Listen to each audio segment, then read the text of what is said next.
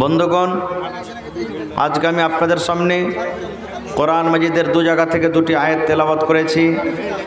সে আয়াত দুটিকে সামনে রেখে নিয়ামত সম্পর্কে কিছু কথা আলোচনা করব। আল্লাহর কাছে দোয়া করি রব্বুল আলামিন আমি যা কিছু বলবো যেন সেই হাদিস এবং কোরআন থেকে বলতে পারি এবং তার প্রতি ছোট বড় সকলেই যেন আমরা আমল করতে পারি, তার জন্য আল্লাহ আমাদেরকে তৌফিক দেন। পড়ুন আল্লাহুম্মা আমিন। ভাই আমার, আল্লাহ তাবারাক ওয়া তাআলা কোরআন মাজিদে বলছেন, সুম্মা লাতুসআলুন্না ইয়াউমাইযিন আনিন নাঈম। এই আয়াতটা মুখস্থি আছেন আপনাদের? আছে না নেই? সুম্মা লাতুসআলুন্না ইয়াউমাইযিন আনিন নাঈম। আশা করছি বেশিরভাগ মানুষেরই আয়াতটা মুখস্থি রয়েছে।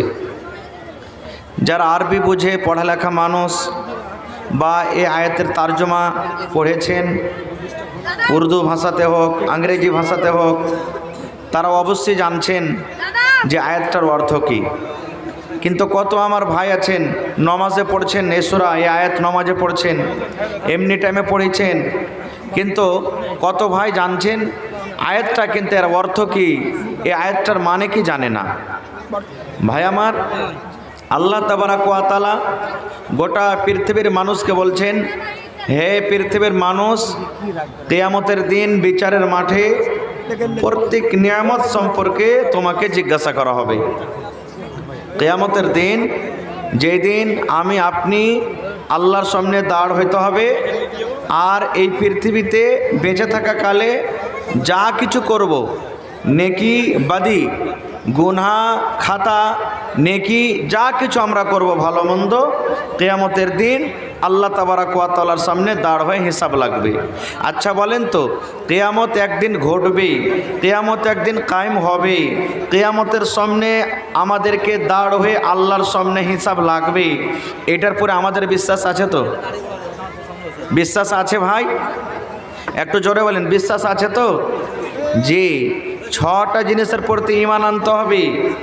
তার মধ্যে হলো একটা, কিয়ামত বিচারের মাঠে আল্লাহ তাবারাক ওয়া তাআলা কায়েম করবেন, সে কিয়ামতের দিনও আমাকে আপনাকে ঈমান আনতে হবে।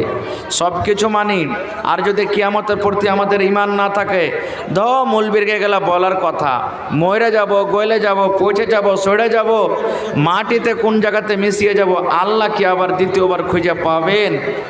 এগুলা সব মিথ্যা বলছে। যদি এই আকীদা যদি আমরা রাখি কোনো লোক, তাহলে কিন্তু আমাদের ঈমান নষ্ট হয়ে যাবে, আমাদেরকে মুসলমান বলা হবে না, পূর্ণ মুসলমান আমরাকে বলা হবে না কো। তো ভাইরা আমার, আল্লাহ তাবারাক ওয়া তাআলা বলেন, হে দুনিয়ার মানুষ, কিয়ামতের দিন প্রত্যেক নিয়ামত সম্পর্কে তোমাকে জিজ্ঞাসা করা হবে। এবার আপনারা বলবেন, হাজি মৌলানা নিয়ামত কত আছে? একবারে শর্টে কথা বলবো, 10-15 মিনিট, বেশি কথা বলবো না কো। আল্লাহ তাবারাক ওয়া তাআলার নিয়ামত কত আছে, আল্লাহ কত নিয়ামত আমাদেরকে দান করেছেন, এই জমিনে আল্লাহ কত নিয়ামত দান করেছেন, সুবহানাল্লাহ। আল্লাহ তাবারাক ওয়া তাআলা কত নিয়ামত দান করেছেন, এই নিয়ামত সম্পর্কে আল্লাহ কোরআনে অন্য জায়গাতে বলছেন কি, وَإِن تَعُدُّوا نِعْمَةَ اللَّهِ لَا تُحْصُوهَا।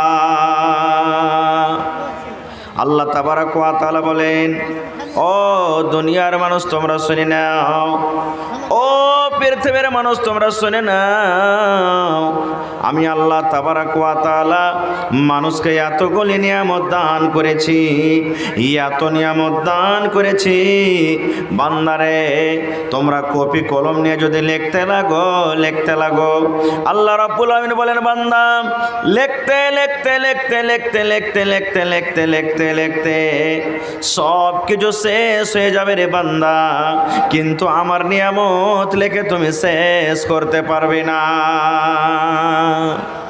যারা বৈজ্ঞানিক তারা বলছেন, এই জমিনটাকে, এই পৃথিবীটাকে আল্লাহ তাবারাক ওয়া তাআলা 3 ভাগে তৈরি করেছেন। 2 ভাগ পানি আছে, 1 ভাগ মাত্র শুখা আছে। এই জমিনে 3 ভাগের মধ্যে 2 ভাগ পানি, নদী নালা, আর 1 ভাগ শুখা আছে। এবার আল্লাহ রাব্বুল আলামিন বলেন, এরে দুনিয়ার মানুষ তুমি শুনে নাও, এই জমিনের ওপরে আকাশের তলাতে যতগুলি গাছ রয়েছে রে বান্দা, যতগুলি আমের গাছ রয়েছে, যত বাঁশের গাছ রয়েছে, যত আরো অন্য অন্য ধরনের গাছ রয়েছে, জামের গাছ রয়েছে, যত পৃথিবীতে ভালো ভালো লকড়ি রয়েছে, আল্লাহ রাব্বুল আলামিন বলেন বান্দারে সমস্ত লকড়িকে গাছকে কেটে কেটে কেটে কেটে কেটে তুমি যদি ছোট্ট ছোট্ট করে কলম তৈরি করো, এবার আল্লাহ রাব্বুল আলামিন বলেন বান্দা এই জমিনের ওপরে যত পানি রয়েছে রে বান্দা, যত সমুদ্র রয়েছে, যত পানি রয়েছে, সমস্ত পানিকে যদি তুমি রং করো রে বান্দা, যদি তুমি রং করো, জমিনের উপরে যত সমুদ্র রয়েছে, পানি রয়েছে, সমস্তকে যদি রং করে রে বান্দা কালি করো, আর দুনিয়াতে যত গাছ রয়েছে সমস্ত গাছকে কেটে কেটে কেটে তুমি যদি কলম তৈরি করো, তারপরে যদি আমার নিয়ামত লিখতে শেষ করো রে বান্দা, আল্লাহ রাব্বুল আলামিন বলেন বান্দারে লিখতে লিখতে লিখতে লিখতে দুনিয়াতে যত রকম গাছ রয়েছে রে বান্দা, কলম করে লিখতে লিখতে দুনিয়ার কলম করে সব শেষ হয়ে যাবে, গাছ শেষ হয়ে যাবে। এবার যত রং তুমি করেছো, যত সমুদ্র রয়েছে, পানি রয়েছে, সমস্ত পানিকে যদি তুমি রং করে দাও রে বান্দা, রং করে দাও, আল্লাহ বলেন বান্দারে দুনিয়ার সমস্ত পানি সমস্ত রং তোমার ফুরিয়ে যাবে, শেষ হয়ে যাবে। আল্লাহ বলেন যত গাছ রয়েছে কলম করে সমস্ত গাছ শেষ হয়ে যাবে, যত দুনিয়াতে পানি রয়েছে সমস্ত পানি রং করে শেষ হয়ে যাবে রে বান্দা। আল্লাহ বলেন লা তুহসুহা, এগুলা শেষ হওয়ার পর তোমরা আমার নিয়ামত লেখে শেষ করতে পারবে না। নারে তাকবীর।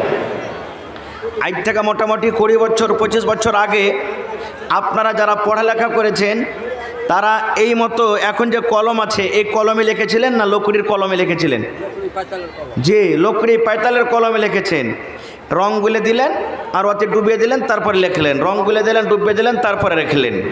তা আল্লাহ বলছেন দুনিয়ার মানুষ পৃথিবীতে যত রকম গাছ আছে সমস্ত গাছকে যদি তুমি কলম করো, আর দুনিয়াতে যত পানি আছে সমস্ত পানিকে যদি তুমি রং করো, তারপরে আমার নিয়ামত লিখতে শেষ করো, আল্লাহ বলেন দুনিয়ার পানি শেষ হয়ে যাবে, দুনিয়ার গাছগাছালি সব শেষ হয়ে যাবে, কিন্তু আল্লাহ বলছেন লা তুহসুহা, আমার নিয়ামত লিখে তুমি শেষ করতে পারবে না। খুব ভাই আমার, তাহলে আল্লাহ তাবারাক ওয়া তাআলা কতগুলি নিয়ামত আমাদেরকে দান করেছেন, এই নিয়ামত সম্পর্কে কিয়ামতের দিন আল্লাহ জিজ্ঞাসা করবেন।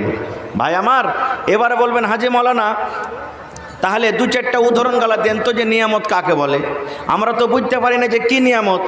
ভাই সব কথা বলবো না, বাস 2-4টা কথা বলবো।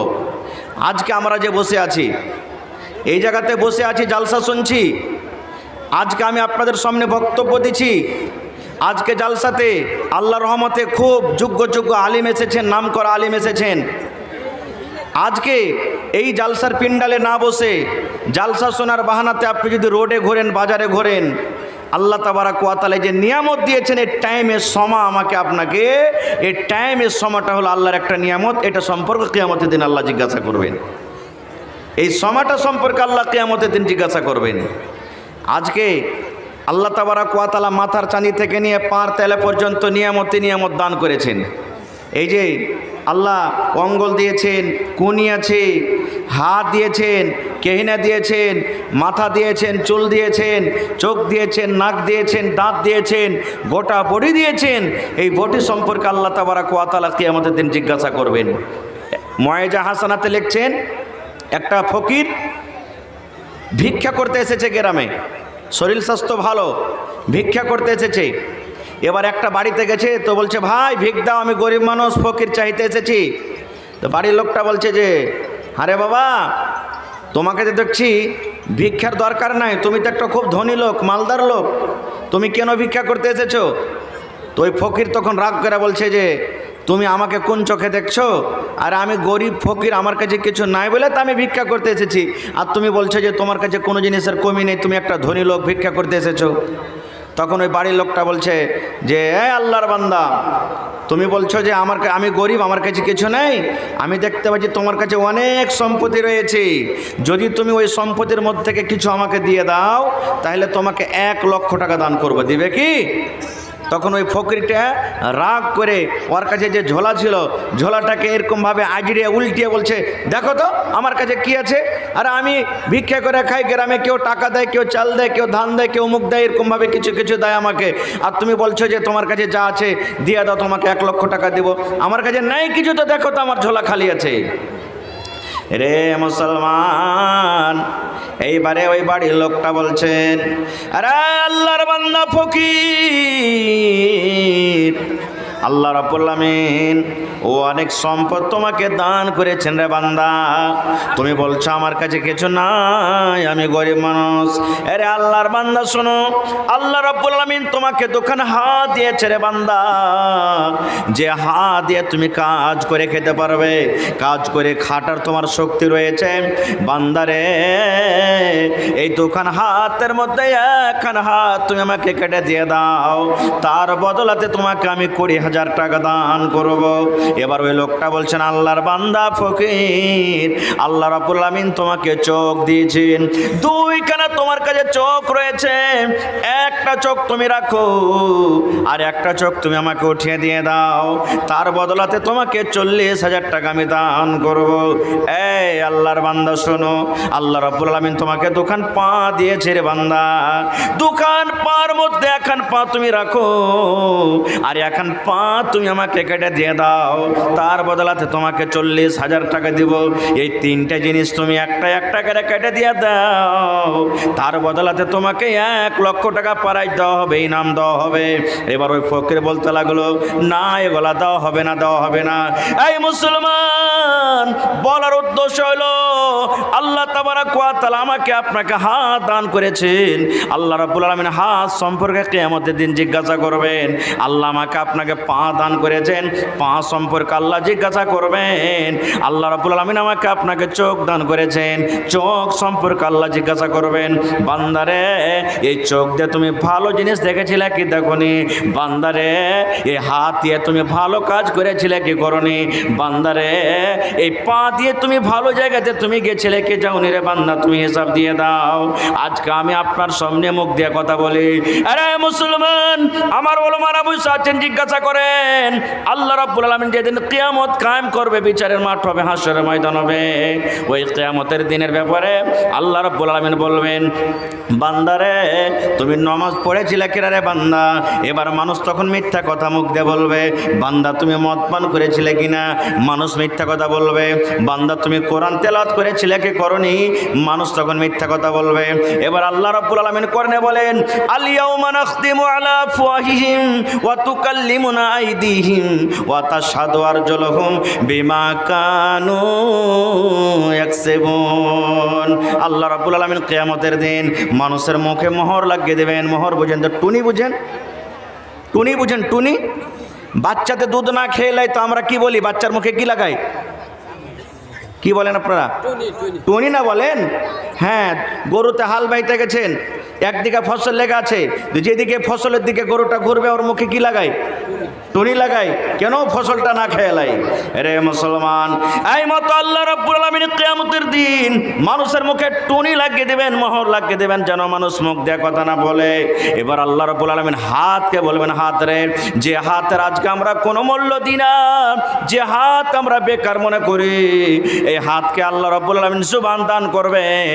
এবার হাতকে আল্লাহ বলবেন, হাত রে বল বল বল, তুই দুনিয়াতে কি কাম করেছিলি রে বল। এবার হাত পট পট পট পট করে বলতে লাগবে। এবার বলতে বলতে ওয়া তাশহাদু আরজুলুহুম, পা গাওয়া দিয়ে দিবে। পা বলবে, রব্বুল আলামিন হাত তোমার সামনে যা বলছে আল্লাহ সত্য বলছে, আমি সাক্ষ্য দিচ্ছি আল্লাহ হাত যা বলছে সত্য বলছে। বিমা কানু ইয়াকসিবুন, জমিনের উপরে আমি আপনি যা কিছু করব। এবার মুক্ত বন্ধ আছে, মুক্ত কথা বলতে পারবে না। যখন হাত যখন কথা বলবে আর পায়ে সাক্ষ্য দেবে, তখন মুখ কি বলবে জানেন?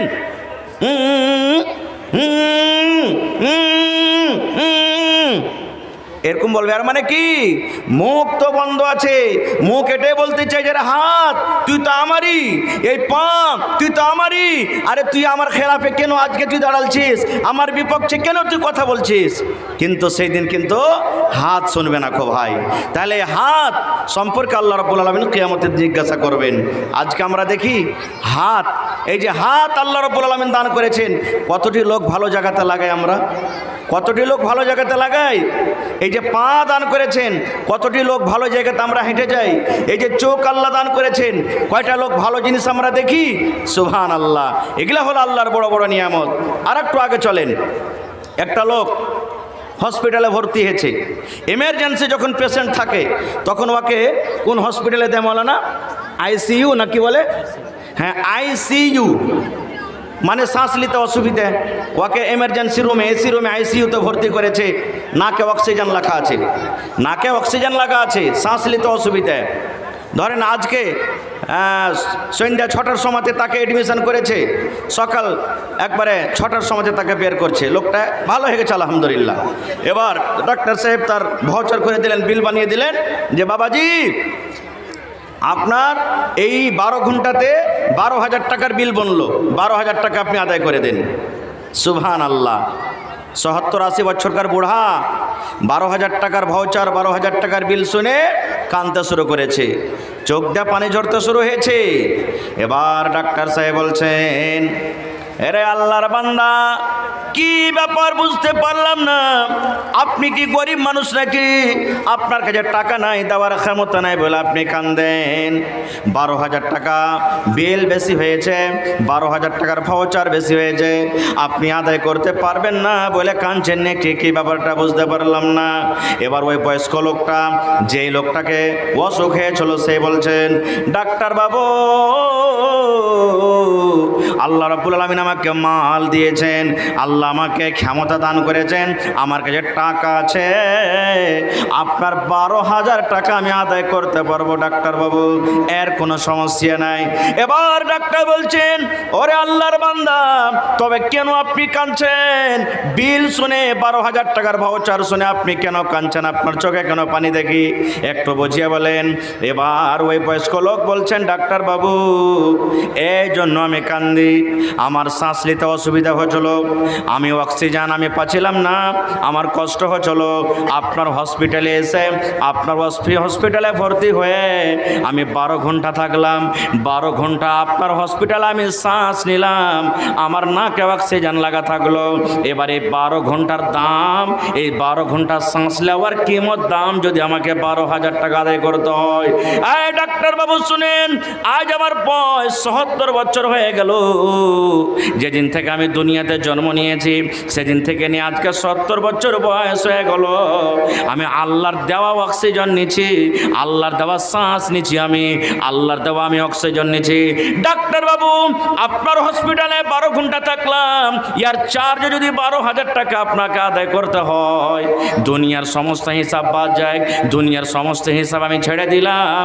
আল্লাহ রাব্বুল আলামিন কিয়ামতের দিন আমাকে কাঠ ঘরাতে দাঁড় করে যদি আল্লাহ বলেন, বান্দারে, তোমাকে আমি ৭০ বছর বয়স দিয়েছিলাম রে বান্দা, তোমাকে আমি 80 বছর বয়স দিয়েছিলাম রে বান্দা, এই 80 বছরে নমাজের হিসাব থাক, রোজার হিসাব থাক, হজ জাকাতের হিসাব থাক, দান সাদকার হিসাব থাক, বান্দারে, এই ৭০ বছরে কতবার তুমি আমার অক্সিজেন তুমি নিয়েছো, কতবার আমার শ্বাস নিয়েছো, এই শ্বাস, এই অক্সিজেনের হিসাবটা তুমি আমাকে দিয়ে দাও ডাক্তার বাবু। এই জন্য আমি কান্দে, ৭০ বছরকার হিসাব আমি আল্লাহর সামনে কেমন করে দিব, এই জন্য আমি কাঁদতে লাগলাম, আমার চোখ দিয়ে পানি ঝরতে শুরু হয়েছে। কোনোদিন চিন্তা ভাবা করছি আমরা? কোনোদিন চিন্তা করি না।